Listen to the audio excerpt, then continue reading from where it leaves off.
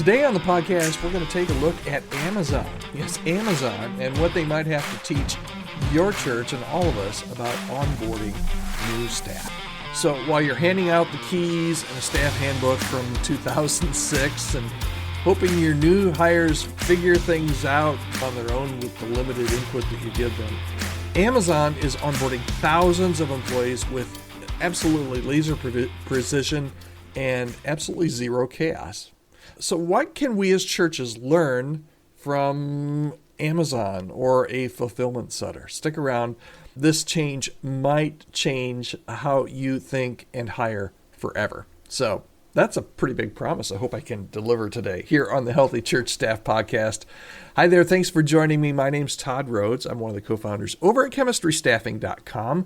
And today we are going to look at how Amazon does what it does and what we can learn from it when we're onboarding new staff members at our church. Here's the first thing that I'd like to talk about is that Amazon really emphasizes clarity over chaos. And the power of a clear first day is top priority at Amazon. All right, so Amazon ensures that every employee knows exactly where to go, who they'll meet, and what success looks like by the end of day one. If you ask yourself, when someone joins your church staff, did they really have the same clarity? I remember one church I worked at, the pastor hired a new youth pastor and set a start date. It was going to, let's say it was June 1st, okay? So on June 1st, the new youth pastor shows up, right, at the church, and the pastor's on vacation. And the youth pastor comes to me. I'm the worship guy. I'm the only other guy in the office other than the secretary. And the secretary or the administrative assistant doesn't know anything because the pastor didn't tell her anything. So the new youth pastor, on his very first day, in his very first 5 minutes, says, who do I talk to? Where's my office? He didn't have an office because the pastor forgot to set up an office or even tell the administrative assistant where his office would be. So that might be a really harsh reality, but I swear it's the truth.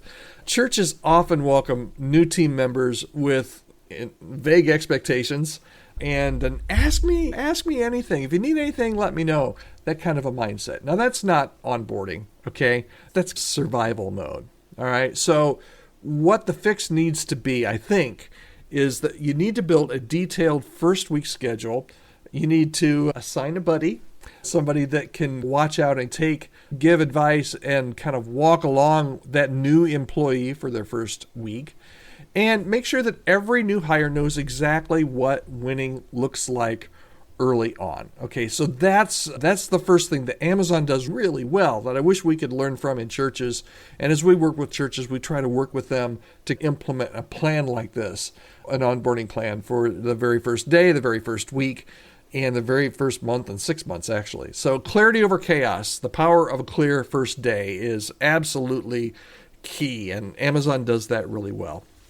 Second thing I think that Amazon does really well is that they do systems over saviors, all right? So don't rely on superstars. Amazon doesn't need a superstar manager to make onboarding work, okay? Their system does all the heavy lifting. And too many churches honestly rely on one person, usually the senior pastor or the executive pastor, to kind of onload or onboard by osmosis, okay? That's just a recipe for inconsistency, okay? So here's what you need to do. You need to create a standardized process. And this is going to take some organization, okay? And it's going to take a little bit of time, but believe me, it pays off in not only making that first week really valuable and flow really well for that employee, but it's going to make the employee, the new staff member, feel really valued. So create some standardized processes. Now, this is going to include some onboarding checklists and some digital forms for sure, probably a 30-day roadmap. But when you have a system, your system's going to do the work, not your schedule, okay? That is just something I think that's really important, is make sure that you're prepared for them and make sure that you have a process that will work them through that first day, that first week, that first 30 days. And then the third thing that Amazon does really well is they do really well at feedback loops and check-ins, okay? So Amazon is going to check on the performance of every new employee really early and really often, okay? Why do they do that? Because any kind of bad habits can start on day one. And a lot of times it's not even the employee's fault. It's because they're not getting the orientation or the onboarding that they need. So churches often wait months to check in. And then, honestly, and I've seen this because we talk to candidates all day, every day, resentment sets in or confusion sets in.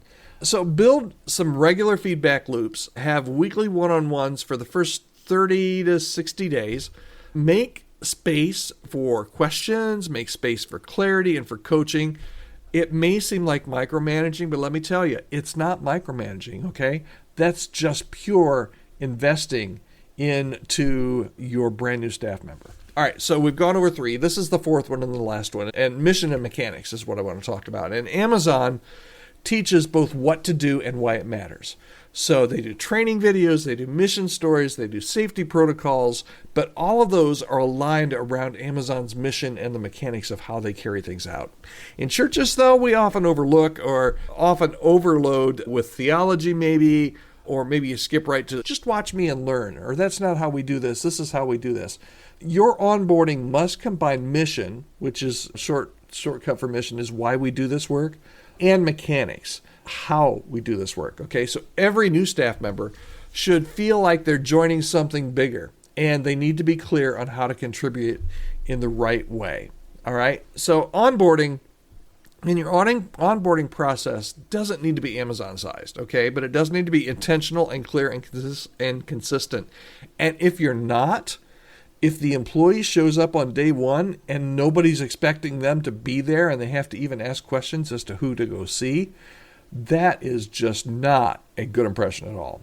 As you think about maybe how you were onboarded at your church, or maybe how you've onboarded the last couple of employees, as you think about that, what's one thing that you think that you'll change in your onboarding process? What's one tweak that you can make to make it better?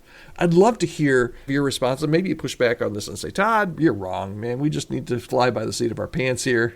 I hope you don't say that, but I'd love to hear it. You can drop it in the comments if you're watching on YouTube. If you're listening on the podcast, you can always send me an email. I'd love to hear from you. Read every comment. Send me an email at podcast@chemistrystaffing.com.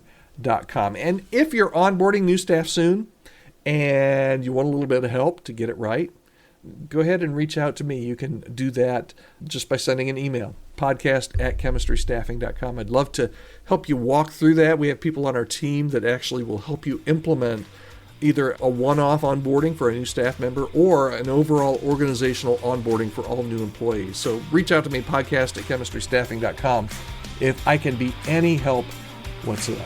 All right, thanks so much for joining us on the podcast today. We'll be back tomorrow right here on the Healthy Church Staff Podcast. Hope you have a